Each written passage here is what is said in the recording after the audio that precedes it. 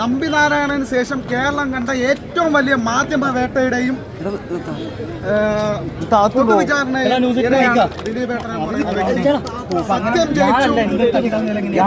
നമ്മളെല്ലാവരും ഈ നിമിഷം വരെ പലരും ദിലീപേട്ടനെ സ്നേഹിക്കുന്നവർ എല്ലാവരുടെയും മുമ്പിൽ പുള്ളിയെ ഒരു മോശക്കാരനാക്കാൻ വേണ്ടിയിട്ട് കാട്ടിക്കൂട്ടിയ എല്ലാ വിഫല ശ്രമവും കാറ്റിൽ പറത്തിക്കൊണ്ട് ദിലീപേട്ടൻ വിജയിച്ചിരിക്കുന്നു. കാരണം എല്ലാവരുടെയും പ്രാർത്ഥനയും എന്താ പറയാ, നമുക്ക് പറയാൻ വാക്കുകളിൽ അത്രമാത്രം ഒരു നമ്മൾ കാത്തിരുന്ന വിധിയാണ്.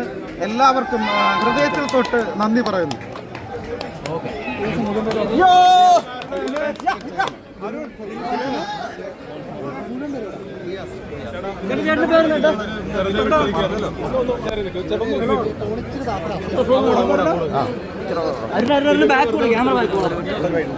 നീതിയുടെ വിജയമാണ്. യഥാർത്ഥ ഇര ദിലീപേട്ടനാണെന്ന് നമ്മൾ ആദ്യം മുതലേ ഈ കേസിന്റെ ആദ്യ കാലഘട്ടം മുതൽ നമ്മൾ പറയുന്നതാണ്. കാരണം ഇത്രയധികം മാധ്യമ വേട്ടയും ആൾക്കൂട്ട വിചാരണയും നടന്ന ഒരു കേസ് ഈ കേരള ചരിത്രത്തിൽ ഉണ്ടായിട്ടില്ല. നമ്പിനാരായണന് ശേഷം ഇത്രയധികം വേട്ടയാടലുകൾ പൊതുസമൂഹത്തിൻ്റെ മുമ്പേ പുള്ളിയെ തെറ്റുകാരനാക്കാൻ വേണ്ടി പൾസർ സുനി എന്നുള്ള രീതിയിൽ ആദ്യമായിട്ട് ലോകം മൊത്തം മലയാളിയുടെ മുമ്പ് പ്രചരിപ്പിച്ച ഫോട്ടോ എൻ്റെ ഫോട്ടോയാണ്. ഞാനും ആ മനുഷ്യനും ഒന്നിച്ചുള്ള ഫോട്ടോയാണ്.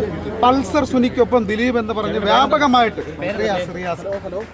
വ്യാപകമായിട്ട് പ്രചരിപ്പിച്ചു. ആ ഫോട്ടോ എടുത്ത് പൊതുസമൂഹത്തിൻ്റെ മുമ്പ് ഒരു നരേഷൻ ഉണ്ടാക്കുകയും അതിൻ പ്രകാരം ജനങ്ങൾ ആദ്യം വിചാരിച്ചത് എന്താണ് സംഭവിക്കുന്നത്.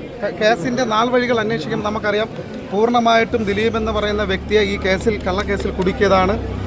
100% ഇര എന്ന് പറയുന്നത് ദിലീപേട്ടൻ തന്നെയാണ്. അത് കോടതിക്ക് ബോധ്യപ്പെടുകയും നമുക്ക് എല്ലാവർക്കും അറിയാം, ഒരു കേസ് പോലീസിന് എന്ത് വേണോ എഴുതി പിടിപ്പിക്കാം, മാധ്യമങ്ങൾക്ക് ഏത് രീതിയിൽ വേണം ചർച്ചകൾ നടത്താം. ഒരാൾ നിരപരാധി എന്ന് തെളിയുന്നത് കോടതിയുടെ മുമ്പിലാണ്. ആ കോടതി ഇന്ത്യയിലെ പരമോന്നത കോടതി ദിലീപേട്ടൻ നിരപരാധിയാണെന്ന് വിധി പുറപ്പെടുവിച്ചിരിക്കുന്നു. കേരളത്തിലെ പൊതുസമൂഹം ആഗ്രഹിച്ച വിധി, അവരുടെ പ്രാർത്ഥനയും എല്ലാം ദിലീപേട്ടനൊപ്പമുണ്ട്. നമ്മളെല്ലാവരും ദിലീപേട്ടനെ സ്നേഹിക്കുന്ന പ്രേക്ഷക ലക്ഷങ്ങളും ആരാധകരും ദിലീപേട്ടനൊപ്പം ആദ്യ സമയം മുതലുണ്ടായിരുന്നു. അതിൻ്റെ വിജയം നമുക്ക് ദൈവം തന്നു. എല്ലാവർക്കും നന്ദി.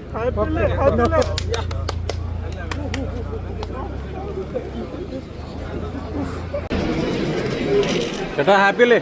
എല്ലാവരും ഹാപ്പിയാണ്. ഭയങ്കര ഹാപ്പി. സത്യം വിജയിച്ചു. യഥാർത്ഥ ഇര ആരാണെന്ന് പൊതുസമൂഹത്തിന്റെ മുമ്പിൽ യഥാർത്ഥ ഇര ആരാണെന്ന് എല്ലാവർക്കും അറിയാം. അത് കോടതിക്ക് ബോധ്യപ്പെട്ടു. ഒരു തെളിവുമില്ലാതെ, അതായത് കേരള ചരിത്രത്തിൽ ഒരു ആളെ അറസ്റ്റ് ചെയ്തിട്ട് തെളിവുണ്ടാക്കാൻ വേണ്ടി നടന്ന ആദ്യത്തെ കേസാണിത്. അല്ലെങ്കിൽ വ്യക്തമായിട്ടുള്ള തെളിവുണ്ടെന്ന് പറഞ്ഞ ഒരു മനുഷ്യനെ അകത്തിട്ട് ഇത്രയും പൊതുസമൂഹത്തിന്റെ മുകളിൽ അവർ വിചാരിച്ചത് എന്താണെന്ന് വെച്ചാൽ പുള്ളിയെ മോശക്കാരനാക്കുക, ഈ കേസിൽ പുള്ളിയെ ഇട്ട് മോശക്കാരനാക്കുക എന്നുള്ള രീതിയിൽ കേരളത്തിലെ മാധ്യമങ്ങളും ഒരുപാട് ആൾക്കാർ, നമുക്ക് പറയാൻ പറ്റില്ല അത്രമാത്രം നമ്മൾ മാനസികമായിട്ട് വിഷമം അനുഭവിച്ചിട്ടുണ്ട് ആദ്യ കാലഘട്ടത്തിൽ. അതിനെല്ലാം ദൈവവും കേരളത്തിലെ പൊതുസമൂഹം അദ്ദേഹത്തിനൊപ്പം നിന്നു. ഹൃദയത്തിൽ തൊട്ട് കേരള ജനതയോട് നന്ദി പറയുന്നു. അത് മാത്രമേ പറയാനുള്ളൂ.